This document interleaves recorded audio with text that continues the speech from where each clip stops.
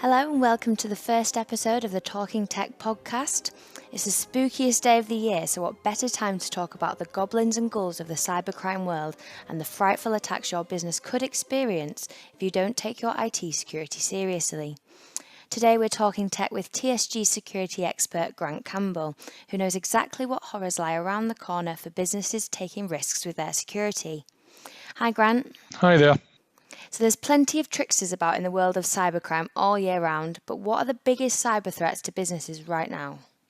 Well, it might surprise no one to find out that ransomware is still very much at the top of the agenda when we look at the threats that are affecting our clients the most, with a slightly worrying development in that ransomware attacks that are not only content to encrypt your data, but also attempt to exfiltrate, to steal your data. We're seeing more and more of those types of attacks. So that's pointing up the importance of not only having good endpoint protection to prevent the ransomware attack when it hits a machine, but also having good perimeter protection, good firewalls to actually detect and stop those data exfiltration connections when they see those kind of things happening.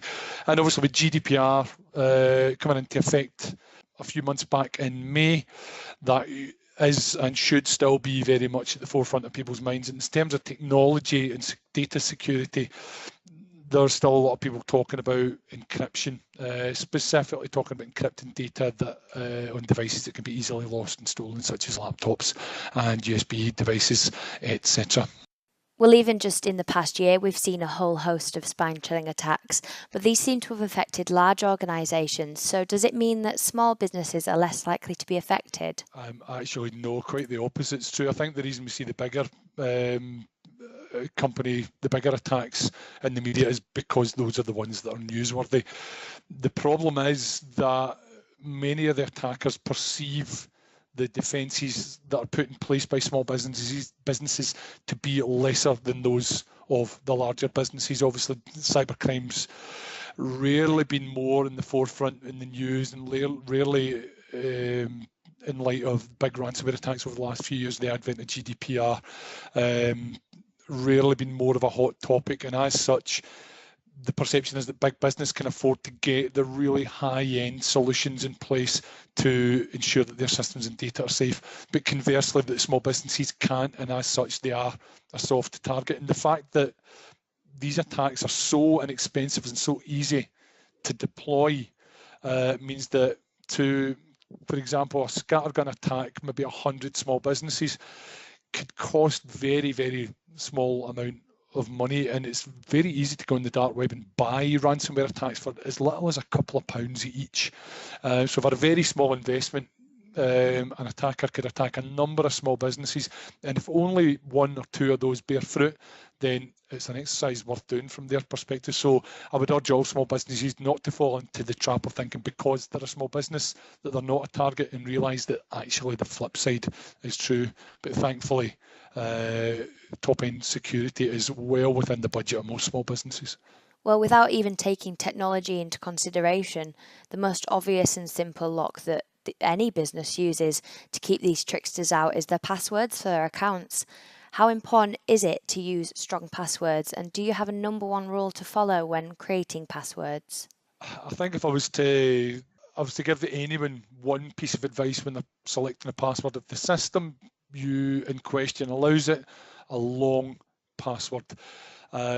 Some people listening to this, watching this, might have seen a blog entry I made on the TSG blog just a few months back on this very topic, where we talked about the fact that the previous advice in terms of passwords about making sure passwords are complex and that they're constantly changed has been proven to be not entirely founded in science when it comes to the numbers, and that actually long passwords that are easy to remember, and that's the key thing, that the fact that they're easy to remember means that people aren't feeling the need to write them down, which obviously largely does away with any security of the password in the first place.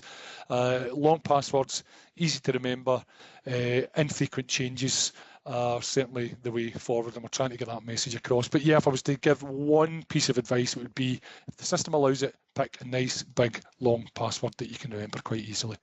That's a simple and easy tip to remember, but businesses could take their account security one step further, couldn't they, with two-factor authentication? Could you just explain to us what two-factor authentication is and why businesses should be using it? Well, put simply, two-factor authentication is two passwords instead of one. If you take Office 365 for an example, if you have two-factor authentication enabled within Office 365, you go to the Office 365 portal, you pop in your username, you pop in your password, the system will then give you another screen to say two-factor authentication has been enabled, please enter your second code. At that point, you would go to an app on your phone, open that application would give you a 6-digit number, which changes every 60 seconds. You plug that in and you gain access to the system. Now, only the system you're attempting to access, in this example, Office 365, and the application on your phone knows what that number is and what it's changing to every 60 seconds. So it's impossible, as it is with a single password system, for a password to be stolen, to be sniffed out, because even if someone does figure out that initial password, there's practically no way for them to sniff out that second password, and as such, using two-factor authentication hugely increases the security of any systems that it is enabled on. Okay, so we've got some of the basics down, but all businesses should be bolstering their security as much as possible. I'm sure with so many types of products on the market, it could be quite confusing for businesses to know which one's right for them. At TSG, we work with our security partner Sophos to offer the latest technology for businesses. How could Synchronised Security from Sophos streamline a business's security processes? What Synchronised Security is a new technology from Sophos which lets two different layers of protection that have traditionally existed on practically all systems communicate and exchange threat information to better protect you. At its simplest form, it allows the endpoint protection or the antivirus, to give it another name, that exists on all laptops, desktops, servers, and the firewall which exists at the perimeter to communicate. Now, an example of how that would help, if someone was to bring in a USB stick from home with a Word document on it, plug it into their work laptop or desktop, they open the Word document, there's a threat on it, the Sophos endpoint picks up that there's some suspicious activity as a result of that Word document being open. It maybe doesn't know exactly what the threat is, but it communicates to the firewall sitting in the cupboard down the hall that there is a threat on this PC, and depending on the policies you configure, for example, the firewall might isolate that machine on the network, or at the very least prevent it from accessing the internet. So, like we said earlier on, if you imagine perhaps that threat was a bit of ransomware that is seeking to exfiltrate, to steal data and send it out across the internet connection, the fact that Synchronised Security is there and that the firewall has been notified of that threat on the endpoint and as such isolated the machine would remove that threat. And it also makes it easier for IT staff or TSG to identify the source of the attack on the end user machine from the firewall, because we can get full logging on the firewall to let us know what has happened on the endpoint and what process actually kicked off the threat. So it gives us all the tools we need to go to that machine and fix whatever that problem happens to be. So it's great to have the best tech on the market, but who is really responsible for security and keeping data secure in a business environment as a whole? In a word, you. Everyone is responsible for keeping the business data secure. It would be a mistake for any member of staff at any level in any business to assume that the responsibility for keeping that company's data safe rests with management, IT department, TSG. Everyone has a part to play. Email in particular is a massive attack vector now, with well over 50% of attacks statistically coming from email, be they ransomware or any other type of attack, credential theft, phishing attacks, etc. So if staff are aware of that threat and are alert to it and are prepared to use their judgment and try to spot things that don't look quite right, then that plays a huge part in keeping safe. So in short, everyone has a part to play when it comes to keeping company systems and data safe. So security really should be at the forefront of every business's agenda. Why should businesses be training their staff on cybersecurity issues right now? Say things such as phishing emails. How could I train my staff on issues such as this?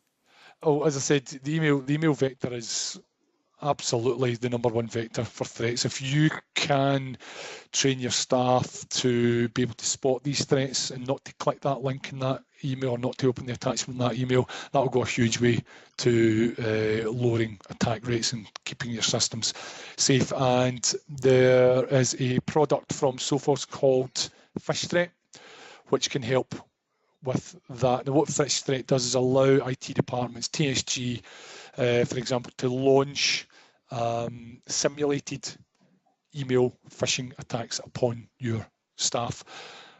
It can also monitor what the staff do with those emails. So, for example, if someone does click on a link in the email they shouldn't, if they type in credentials onto a website as a result of that clicked link, if they open an attachment they shouldn't, all of that activity is fed back to Sophos Fish Threat and allows management, allows IT staff to ascertain the readiness of the staff in the business to be able to spot these threats and to identify where the training is necessary. And furthermore, Fish Threat actually has numerous very short, very accessible training videos that if someone does do something with one of these simulated attacks they shouldn't, they will automatically be directed to watch one of these training videos, which will tell them what they did wrong, why it was wrong, and how they can better prepare themselves to spot that kind of threat in future. Okay, so one last question. When should businesses be thinking about their security? It should be an ever-evolving process. Most businesses would never recommend that your approach to security is something that you do and then put in a box and say, well, that's us, we're secure. It's an ever-evolving process, just as the threats that are being launched on businesses are ever-evolving.